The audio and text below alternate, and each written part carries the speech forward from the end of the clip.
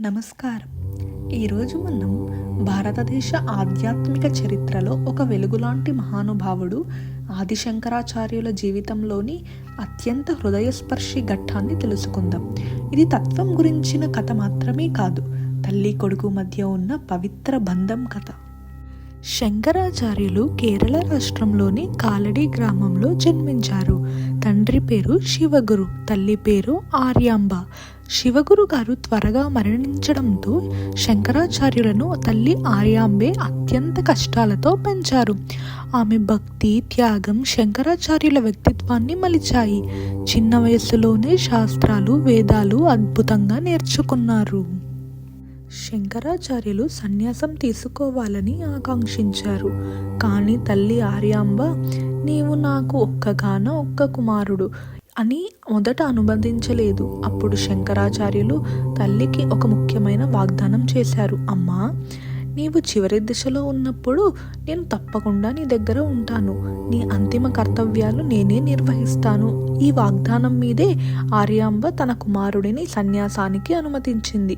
ఇది తల్లి కొడుకు మధ్య అద్భుతమైన బంధానికి ఉదాహరణ. ధర్మ ప్రచారం చేస్తుండగా కాలడిలో ఉన్న తల్లి ఆర్యాంబ తీవ్ర అనారోగ్యానికి గురయ్యారట. ఈ విషయం తెలుసుకున్న శంకరాచార్యులు తన యోగ శక్తితో క్షణాల్లో కాలడికి చేరుకున్నారట. తల్లి చివరి శ్వాస విడిచే వరకు ఆమె పక్కనే ఉండి తన వాగ్దానాన్ని పూర్తిగా నెరవేర్చారు.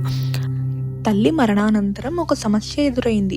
శంకరాచార్యులు సన్యాసి కావడంతో గ్రామస్తులు అంత్యక్రియలకు సహకరించలేదు. కానీ తల్లి రుణం ముందు ఏ సంప్రదాయం నిలవలేదు.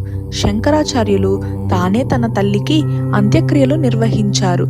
అగ్ని ఇవ్వడానికి ఎవరూ రాకపోవడంతో తన తపశ్శక్తితో చితికి అగ్ని వెలిగించారు. తల్లి మరణం తర్వాత శంకరాచార్యులు హృదయం వేదనతో నిండిపోయింది.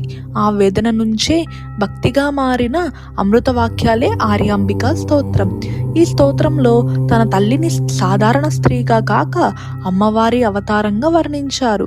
ఇది కేవలం ఒక స్తోత్రం కాదు, తల్లి మాతృత్వానికి ఇచ్చిన శాశ్వత గౌరవం.